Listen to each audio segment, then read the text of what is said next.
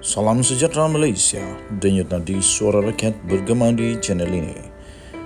Jangan lupa tekan butang subscribe, like dan share. Malaysia kita punya, cintai Malaysiaku, kita jaga kita.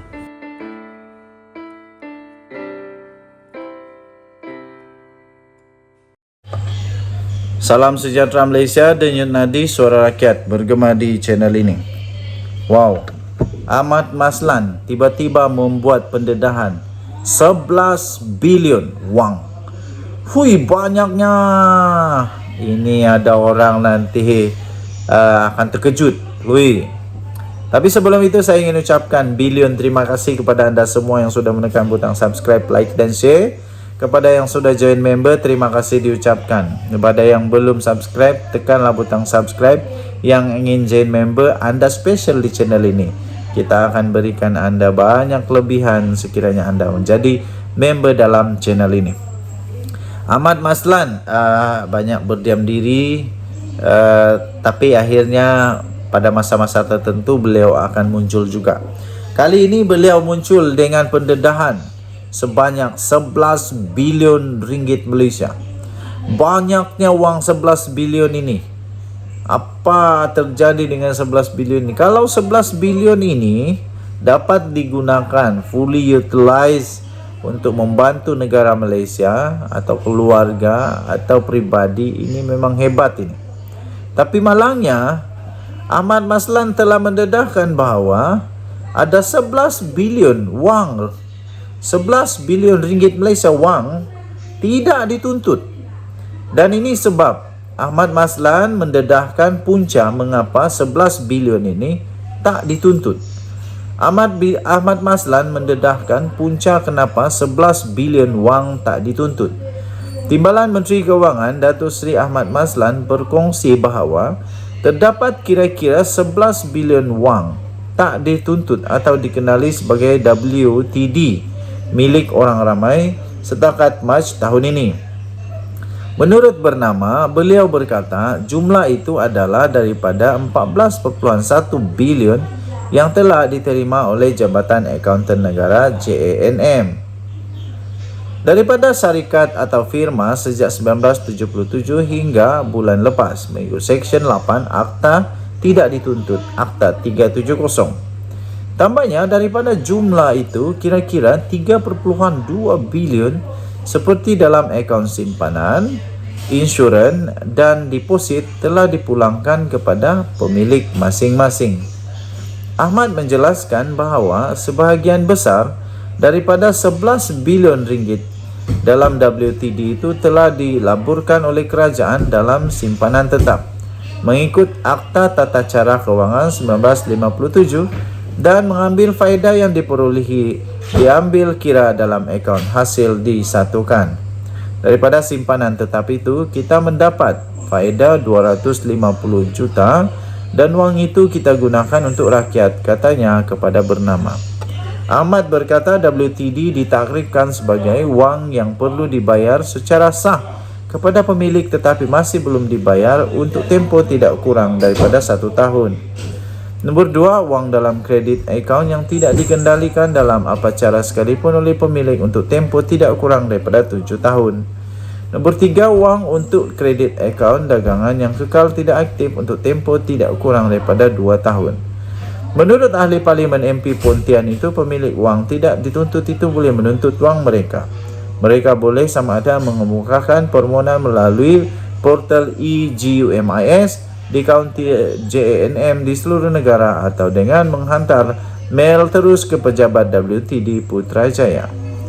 Menurut Bernama, beliau berkata portal eGUMIS yang dilancarkan pada 2020 itu menerima kira-kira 17.2 juta pengunjung bulan lalu dengan jumlah pengguna berdaftar mencecah 4.4 juta. Denyut nadi suara rakyat bergema di channel ini. Harap-harap selepas ini jangan ada lagi yang lalai, yang cuai sehingga wang tak dituntut menjadi semakin banyak. Kita jumpa lagi. Bye-bye.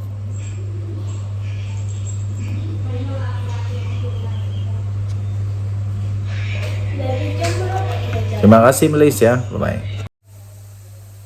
Salam sejahtera Malaysia, denyut nadi suara rakyat bergema di channel ini. Selamat Hari Raya. berhati-hati mandu, berhati-hati makan, amalkan kesederhanaan, dan jangan terlampau membazir. Anwar mendakwa Muhyiddin. Wah, Anwar dakwa Muhyiddin.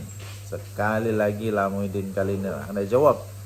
Anwar dakwa Muhyiddin keluarkan kenyataan cenderung mengapi-apikan. Datuk Seri Anwar Ibrahim menegaskan Tan Sri Mahyadin Mat Yassin telah menggalakkan perasaan niat jahat, tidak puas hati atau permusuhan di antara orang awam dan calon pilihan raya menerusi kenyataannya. Datuk Seri Anwar Ibrahim menegaskan Tan Sri Mahyadin Mat Yassin telah menggalakkan perasaan niat jahat, tidak puas hati atau permusuhan antara orang awam dan calon pilihan raya menerusi kenyataannya bahawa Perdana Menteri menerima 15 juta ringgit sebagai penasihat ekonomi Selangor sebelum ini. Menerusi jawapan pembelaan, membabitkan saman difailkan terhadap pengerusi Perikatan Nasional PN itu, Perdana Menteri berkata, Mahyadin Mat Yassin sebagai bekas Perdana Menteri dan ahli politik veteran sepatutnya tahu adalah tidak disegani untuk membuat kenyataan cenderung mengapi-apikan sebelum, semasa dan selepas pilihan raya. Beliau berkata ia terutamanya apabila kenyataan sedemikian boleh berunsur fitnah dan boleh berniat jahat. Namun katanya defendant iaitu Mahyadin Mat Yassin terus meneruskan untuk membuat perkara yang sama, iaitu memfitnah melalui ucapannya dalam kempen pilihan raya yang jelas melanggar Akta Kesalahan Pilihan Raya 1954. Tambahnya, defendant memutar belitkan kebenaran dan menyebarkan kepalsuan yang keji berkenaan dengan gaji plaintiff iaitu Anwar sebagai penasihat ekonomi Kerajaan Selangor sebelum ini. Tambahnya lebih-lebih lagi apabila perkara sama disangkal secara terbuka oleh plaintiff sejak beberapa tahun yang lalu.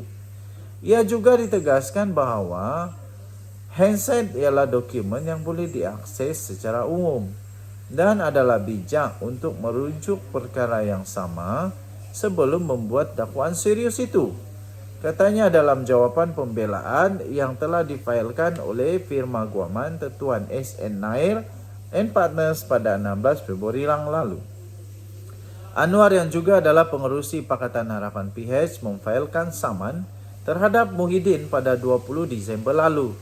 Berhubung kenyataan fitnah mendakwa Perdana Menteri telah menerima 15 juta ringgit sebagai penasihat ekonomi Selangor dalam satu ceramah ketika kempen Pilihan Raya Umum PRU 15. Kenyataan itu didakwa dikeluarkan oleh Muhyiddin di ceramah Grand Finale PN Padang Serai di Taman Selasih, Kulim sewaktu kempen PRU 15 5 Desember lalu.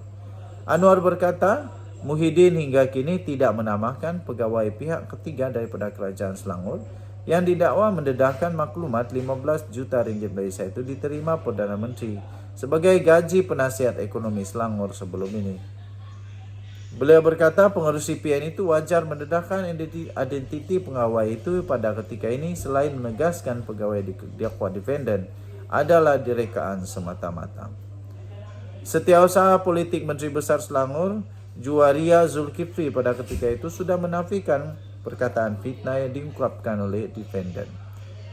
Malah fakta material ini tidak dicabar dalam apa cara sekalipun dengan butiran oleh defendant dalam pernyataan pembelaan yang hanya menunjukkan pernyataan itu adalah palsu. Denyut nadi suara rakyat bergema di channel ini. Jangan lupa tekan butang subscribe, like dan share. Malaysia kita punya, cintai Malaysia, aku kita jaga kita. Bye-bye.